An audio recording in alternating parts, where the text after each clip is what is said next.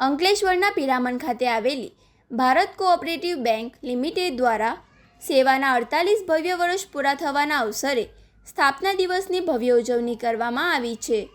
આ નિમિત્તે ભાજપ ગુજરાત રાજ્ય પ્રમુખ SRT પાટીલના વરદ હસ્તે દીપ પ્રાગટ્ય કરીને કાર્યક્રમનો શુભારંભ કરવામાં આવ્યો હતો.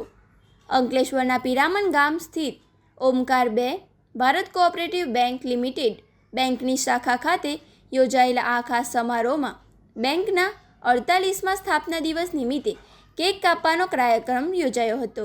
બેંક પ્રબંધન દ્વારા વર્ષોથી સાથે જોડાયેલા ગ્રાહકો પ્રત્યે આભાર વ્યક્ત કરતા જણાવ્યું હતું કે આ ઉજવણી બેંક અને તેમના ગ્રાહકો વચ્ચેના અડીખમ વિશ્વાસ અને મિત્રતાની સહિયારી સફરનું પ્રતીક છે.